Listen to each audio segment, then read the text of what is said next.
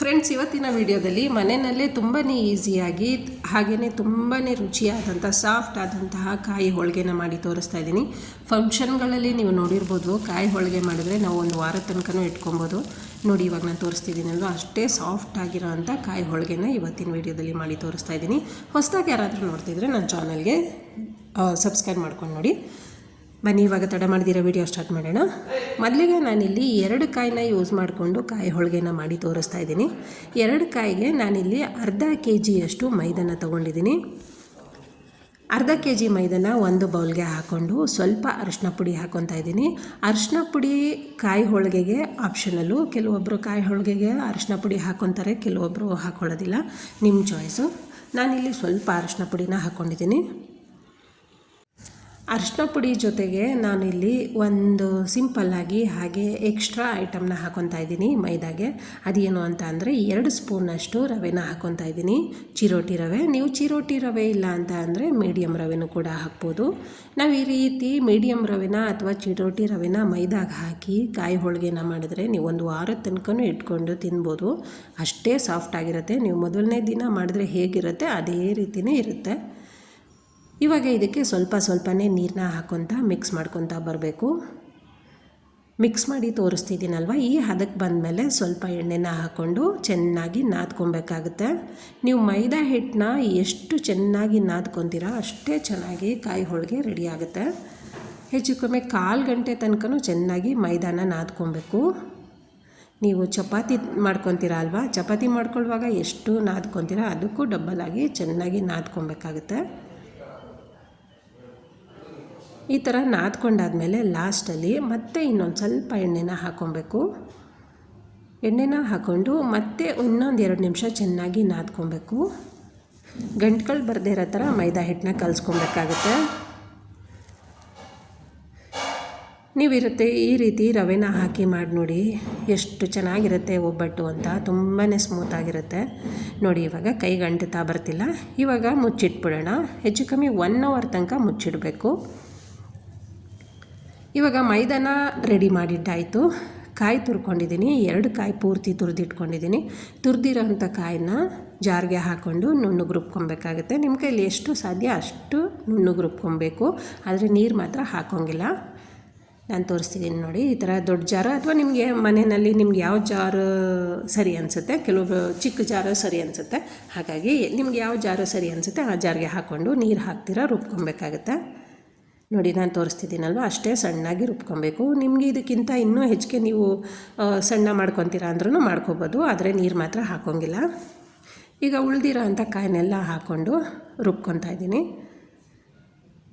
ರುಬ್ಬಿರೋ ಅಂಥ ಕಾಯಿನ ಒಂದು ಬೌಲ್ಗೆ ಹಾಕ್ಕೊಳ್ಳೋಣ. ನೀವಿಲ್ಲಿ ಕಾಯಿ ಹೋಳಿಗೆನ ತುಂಬ ತೆಳುನೂ ಮಾಡ್ಕೊಬೋದು, ಅಥವಾ ತುಂಬ ನಿಮಗೆ ಇಲ್ಲ ಸ್ವಲ್ಪ ನಮಗೆ ತಿಕ್ನೆಸ್ ಬೇಕು, ದಪ್ಪ ಬೇಕು ಅಂದ್ರೂ ಆ ರೀತಿಯೂ ಮಾಡ್ಕೊಬೋದು. ಕೆಲವೊಬ್ಬರು ದಪ್ಪ ಇಷ್ಟಪಡ್ತಾರೆ, ಕೆಲವೊಬ್ಬರು ಸಣ್ಣ ಅಂದರೆ ತೆಳುವಾಗಿ ಇಷ್ಟಪಡ್ತಾರೆ. ಎಲ್ಲ ಕಾಯಿ ರುಬ್ಬಿದ್ದಾಗಿದೆ. ಇವಾಗ ಸ್ಟವ್ ಮೇಲೆ ಒಂದು ಪಾತ್ರೆನ ಇಟ್ಕೊಂಡು 2 ಲೋಟದಷ್ಟು ನೀರನ್ನ ಹಾಕ್ಕೊತಾ ಇದ್ದೀನಿ. ಅಂದರೆ ಕಾಫಿ ಲೋಟದಲ್ಲಿ. ಈಗ ನಾನು ತೋರಿಸ್ತಿದ್ದೀನಿ ನೋಡಿ, ಆ ಸೈಜಿನ ಲೋಟದಲ್ಲಿ 2 ಲೋಟದಷ್ಟು ಮಾತ್ರ ನೀರನ್ನ ಹಾಕ್ಕೊಂಡಿದ್ದೀನಿ. ಅದಕ್ಕೆ 1 ಬೌಲ್ನಷ್ಟು ಬೆಲ್ಲನ ಜಜ್ಜಿಕೊಂಡು ಹಾಕ್ಕೊತಾ ಇದ್ದೀನಿ. ನಾನು ತೋರಿಸ್ತಿರೋದು ಬೌಲು ಸೈಜ್ ನೋಡ್ಕೊಳ್ಳಿ. ಹೆಚ್ಚು ಕಮ್ಮಿ ಸ್ವಲ್ಪ ದೊಡ್ಡ ಸೈಜೊಂದು, ತೀರಾ ದೊಡ್ಡ ಸೈಜಲ್ಲ. ಈಗ ಬೆಲ್ಲ ಹಾಕ್ಕೊಂಡಾದ್ಮೇಲೆ ನೀಟಾಗಿ ಒಂದು ಸಲ ಮಿಕ್ಸ್ ಮಾಡ್ಕೊಬೇಕು. ಸ್ವಲ್ಪ ಒಂದೇಳೆ ಪಾಕ ಬರಲಿಕ್ಕೆ ಬಿಡಬೇಕು. ನೀವು ಮಿಕ್ಸ್ ಮಾಡ್ತಾ ಬನ್ನಿ. ನೋಡಿ, ಇವಾಗ ಕರಗ್ತಾ ಬಂದಿದೆ. ಬೆಲ್ಲ ಎಲ್ಲ ನೀಟಾಗಿ ಕರಗ್ತಾ ಬರಬೇಕು. ಇವಾಗ ನೋಡಿ ಕುದಿ ಬರ್ತಾ ಇದೆ, ಪಾಕ ಬರಲಿಕ್ಕೆ ರೆಡಿ ಆಗ್ತಾ ಇದೆ. ನೋಡಿ, ಸ್ಪೂನಲ್ಲಿ ನೀವು ಹಿಂಗೆ ಎತ್ತಿದಾಗ ಅದು ಕಾಣಿಸುತ್ತೆ. ಪಾಕ ಬಂದಿಲ್ಲ ಅಂದರೆ ಅದು ಸ್ಪೂನ್ಗೆ ಅಂಟ್ಕೊಳ್ಳಲ್ಲ. ನಿಮಗೆ ಪಾಕ ಬಂದಿದೆ ಅಂತ ಗೊತ್ತಾಗಬೇಕು ಅಂದರೆ ನೋಡಿ, ನಾನು ತೋರಿಸ್ತಿದ್ದೀನಲ್ವ, ಈ ರೀತಿ ಸ್ವಲ್ಪ ಅಂಟ್ಕೊಬೇಕು. ಈ ರೀತಿ ಸ್ಪೂನ್ಗೆ ಅಂಟ್ಕೊತು ಅಂದರೆ ಒಂದೆಳೆ ಪಾಕ ಬಂದಿದೆ ಅಂತ ಅರ್ಥ. ಅಷ್ಟಾದರೆ ಸಾಕು. ಇವಾಗ ಸ್ವಲ್ಪ ಜಜ್ಕೊಂಡಿರೋ ಅಂಥ ಏಲಕ್ಕಿ ಪುಡಿನ ಹಾಕ್ಕೊಂಡಿದ್ದೀನಿ. ಈ ರೀತಿ ಒಂದೆಳೆ ಪಾಕ ಬಂದಾದಮೇಲೆ ತುರಿದಿರೋ ಅಂಥ ಹಾಗೆ ರುಬ್ಕೊಂಡಿರೋ ಅಂಥ ಕಾಯಿನ ಹಾಕಿ ಮಿಕ್ಸ್ ಮಾಡ್ಕೊತಾ ಇದ್ದೀನಿ. ಕಾಯಿನ ಹಾಕ್ಕೊಂಡಾದ್ಮೇಲೆ ನೀವು ಉರಿ ಅಂದರೆ ಸ್ಟವ್ನ ಫ್ಲೇಮ್ನ ಜಾಸ್ತಿ ಇಡಕ್ಕೆ ಹೋಗ್ಬಾರ್ದು, ಯಾಕಂದರೆ ಅದು ತಳ ಹಿಡಿದ್ಬಿಡುತ್ತೆ. ಮೀಡಿಯಮ್ಮಲ್ಲಿ ಅಥವಾ ಸಿಮ್ಮನ್ನಲ್ಲಿ ಇಟ್ಕೊಂಡು ತಿರುಗಿಸ್ಕೊತಾ ಬರಬೇಕು. ಹೆಚ್ಚು ಕಮ್ಮಿ ನಿಮಗೆ 10 ನಿಮಿಷ ತನಕನಾದರೂ ಸಿಮ್ಮಲ್ಲಿ ಇಟ್ಕೊಂಡು ಚೆನ್ನಾಗಿ ಬೇಯಿಸ್ಕೊಳ್ಳಿ. ಮಧ್ಯೆ ಮಧ್ಯೆ ಈ ಥರ ಮಿಕ್ಸ್ ಮಾಡ್ಕೊತಾ ಬನ್ನಿ. ಚೆನ್ನಾಗಿ ಮಿಕ್ಸ್ ಮಾಡ್ಕೊಬೇಕು. ನಾವು ಕಾಯಿ ಹಾಕಿದ್ಮೇಲೂ ಅಷ್ಟೇ, ಕಾಯಿ ನಾವು ಮುಟ್ಟಿದ ಮೇಲೆ ಈ ಥರ ಅಂಟಿ ಬರಬೇಕು ಕೈ, ಅಲ್ಲಿ ತನಕ ನೀವು ಚೆನ್ನಾಗಿ ಬೇಯಿಸ್ಕೊಬೇಕಾಗುತ್ತೆ. ಬೇಯಿಸ್ಕೊಳ್ಳುವಾಗ ನೀವು ಮಧ್ಯೆ ತಿರುಗಿಸ್ಕೊತಾ ಬರಬೇಕು. ನೋಡಿ, ಇವಾಗ ನಾನು ತೋರಿಸ್ತಿದ್ದೀನಲ್ವ, ಸ್ಪೂನಲ್ಲಿ ಈ ಥರ ಮುಟ್ಟಿದ್ರೆ ಕಾಯಿ ಅಂಟಿಸ್ಬೇಕು ನಮಗೆ. ಅಲ್ಲಿ ತನಕ ಚೆನ್ನಾಗಿ ಬೇಯಿಸ್ಕೊಬೇಕು. ನೀವು ಚೆನ್ನಾಗಿ ಮಿಕ್ಸ್ ಮಾಡ್ಕೊಳ್ಳೋಣ. ನಾನು ಹೆಚ್ಚು ಕಮ್ಮಿ ಇಲ್ಲಿ 10 ನಿಮಿಷ ತನಕ ಚೆನ್ನಾಗಿ ಬೇಯಿಸ್ಕೊಂಡಿದ್ದೀನಿ. ಸಿಮ್ಮಲ್ಲಿಟ್ಟು ಬೇಯಿಸ್ಕೊಂಡು ರೆಡಿ ಮಾಡ್ಕೊಂಡಿದ್ದೀನಿ. ಕಾಯಿ ಹೂರಣ ಎಲ್ಲ ರೆಡಿ ಆದಮೇಲೆ ಒಂದು ಪ್ಲೇಟಿಂದ ಮುಚ್ಚಿನೇ ಆರಕ್ಕೆ ಬಿಡಬೇಕು. ಈಗ ಅದು ಆರೋ ಅಷ್ಟರಲ್ಲಿ ನೋಡಿ ಮೈದಾ ರೆಡಿಯಾಗಿದೆ. ನಾನು 1 ಅವರ್ ಮುಚ್ಚಿದ ಮೇಲೆ ಮೈದಾ ಸ್ಮೂತಾಗಿ ರೆಡಿಯಾಗಿದೆ. ಈಗ ಒಂದು ಕವರ್ನ ತೊಗೊಂಡು ಸ್ವಲ್ಪ ಎಣ್ಣೆನ ಸವರ್ಕೊತಾ ಇದ್ದೀನಿ. ಈ ಥರ ಕವರ್ನಲ್ಲಿ ಸವರ್ಕೊಂಡು ಒಬ್ಬಟ್ಟನ್ನ ನಾವು ಲಟ್ಟಿಸ್ಕೊಳ್ಳೋದ್ರಿಂದ ತುಂಬ ಈಸಿಯಾಗಿ ಲಟ್ಟಿಸ್ಕೊಬೋದು. ಚಿಕ್ಕ ಉಂಡೆಗಳನ್ನ, ಮೈದಾ ಹಿಟ್ಟಿದ್ದು ಉಂಡೆಗಳನ್ನ ತೊಗೊಂಡು ಲಟ್ಟಿಸ್ಕೊತಾ ಇದ್ದೀನಿ. ನಾನು ತೋರಿಸ್ತಿದ್ದೀನಲ್ವ ಆ ಸೈಜಲ್ಲಿ ಲಟ್ಟಿಸ್ಕೊಂಡ್ರೆ ಸಾಕು. ನೀವು ಬಾಳೆದೆಲೆ ಇದ್ದರೆ ಬಾಳೆದೆಲೆನ ತಟ್ಕೊಬೋದು. ಈಗ ರೆಡಿಯಾಗಿರೋಂಥ ಕಾಯಿ ಹೂರಣನ ಸ್ವಲ್ಪ ಚಿಕ್ಕದಾಗಿ ಉಂಡೆಗಳನ್ನ ಮಾಡಿಕೊಂಡು ಮೈದಾದಲ್ಲೇ ಹಾಕಿ ನಾನು ತೋರಿಸ್ಕೊಡ್ತಿರೋ ಥರ ಫೋಲ್ಡ್ ಮಾಡ್ಕೋಬೇಕು. ನೀಟಾಗಿ ಫೋಲ್ಡ್ ಮಾಡ್ಕೊಬೇಕು, ಒಂದು ಸ್ವಲ್ಪನೂ ಕಾಣಿಸ್ಕೊಬಾರ್ದು. ಫೋಲ್ಡ್ ಮಾಡ್ಕೊಂಡ್ಮೇಲೆ ಅದನ್ನು ಉಲ್ಟಾ ಹಾಕ್ಕೊಂಡು ತಟ್ಕೊಬೇಕಾಗುತ್ತೆ.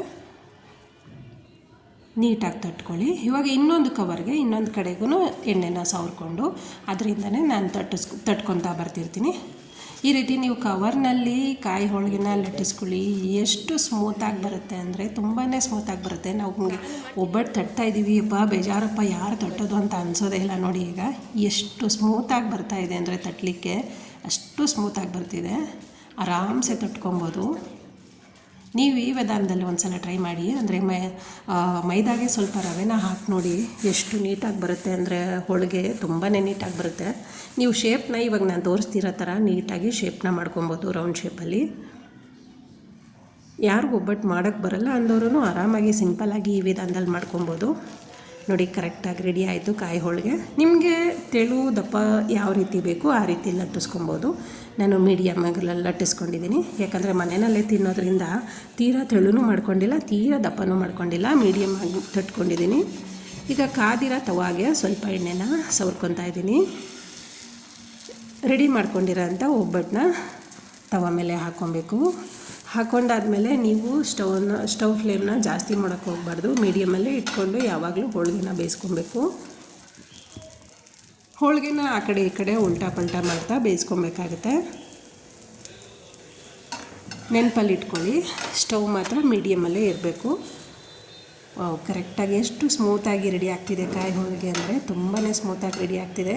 ನೋಡಿ ಕಾಯಿ ಹೋಳಿಗೆ ಅಂತೂ ತುಂಬ ಟೇಸ್ಟಿಯಾಗಿ ಸಿಂಪಲ್ಲಾಗಿ ರೆಡಿ ಆಯಿತು. ಹಾಗೆಯೇ ಇನ್ನೂ ಒಂದು ಕೂಡ ಮಾಡಿ ತೋರಿಸ್ತಾ ಇದ್ದೀನಿ. ಎಷ್ಟು ಈಸಿ ಅನಿಸುತ್ತೆ ಅಂದರೆ ಈ ರೀತಿ ಮಾಡಿಕೊಂಡ್ರೆ ತುಂಬಾ ಈಸಿಯಾಗಿ ಮಾಡ್ಕೊಂಬಿಡ್ಬೋದು ನೀವು. ಎಷ್ಟು ಸಾಫ್ಟಾಗಿ ಬರುತ್ತೆ ಅಂದರೆ ತಟ್ಟುವಾಗ ಅಷ್ಟೇ ಸಾಫ್ಟಾಗಿ ಬಂದುಬಿಡುತ್ತೆ. ಆರಾಮ್ಸೆ ತಟ್ಕೊಬೋದು. ನೀವು ಈ ರೀತಿ ಕವರ್ನ ಯೂಸ್ ಮಾಡ್ಕೊಂಡು ತಟ್ಟಿ ಎಷ್ಟು ಬೇಗ ತಟ್ಕೊಂಬಿಡ್ಬೋದು, ತೊಂದರೆನೇ ಆಗಲ್ಲ. ಹಾಗೆ ಕೈಗೂ ಕೂಡ ಅಂಟಿಸ್ಕೊಳ್ಳಲ್ಲ ಅದು. ನೋಡಿ ಶೇಪೂ ಅಷ್ಟೇ ತುಂಬ ನೀಟಾಗಿ ಬರುತ್ತೆ ಶೇಪು. ಆರಾಮ್ಸೆ ತಟ್ಕೊಂಬಿಡ್ಬೋದು. ಈಗ ಇನ್ನೊಂದನ್ನು ಕೂಡ ಬೇಯಿಸಿ ತೋರಿಸ್ತಾ ಇದ್ದೀನಿ. ನಾನು ಮೀಡಿಯಮ್ ಸೈಜಲ್ಲಿ ಮಾಡ್ಕೊಂಡಿದ್ದೀನಿ. ಅಂದರೆ ತೀರಾ ಚಿಕ್ಕದು ಇಲ್ಲ, ದೊಡ್ಡದು ಇಲ್ಲ, ಹಾಗೆ ತೆಳುನೂ ಇಲ್ಲ, ತೀರಾ ದಪ್ಪನೂ ಇಲ್ಲ, ಆ ರೀತಿ ಮಾಡ್ಕೊಂಡಿದ್ದೀನಿ. ವಾವ್, ಸಿಂಪಲ್ಲಾಗಿ ಫ್ರೆಂಡ್ಸ್ ಇವತ್ತು ರುಚಿಯಾಗಿರೋಂಥ ಕಾಯಿ ಹೋಳಿಗೆನ ಮಾಡಿ ತೋರಿಸಿದ್ದೀನಿ. ನಿಮಗಂತೂ ಈ ವಿಡಿಯೋ ಖಂಡಿತ ಇಷ್ಟ ಆಗಿರುತ್ತೆ ಅನ್ಕೊಬೋದಲ್ವಾ? ಖಂಡಿತ ನನಗಂತೂ ಕಾಯಿ ಹೋಳಿಗೆ ಅಂದರೆ ತುಂಬ ಇಷ್ಟ. ಫ್ರೆಂಡ್ಸ್, ಇವತ್ತಿನ ವಿಡಿಯೋ ನಿಮ್ಗೆ ಇಷ್ಟ ಆಗಿದರೆ ದಯವಿಟ್ಟು ಲೈಕ್ ಮಾಡಿ, ಶೇರ್ ಮಾಡಿ, ಸಬ್ಸ್ಕ್ರೈಬ್ ಮಾಡಿ. ಹಾಗೆ ನಿಮ್ಮ ಫ್ಯಾಮಿಲಿ ಮೆಂಬರ್ಸ್ಗೆ, ಸ್ನೇಹಿತರಿಗೆ ಈ ವಿಡಿಯೋ ಲಿಂಕ್ನ ತಪ್ಪದೆ ಶೇರ್ ಮಾಡ್ತೀರಲ್ವ. ಮತ್ತೆ ಮುಂದಿನ ವಿಡಿಯೋದಲ್ಲಿ ಸಿಕ್ಕೋಣ. Thank you.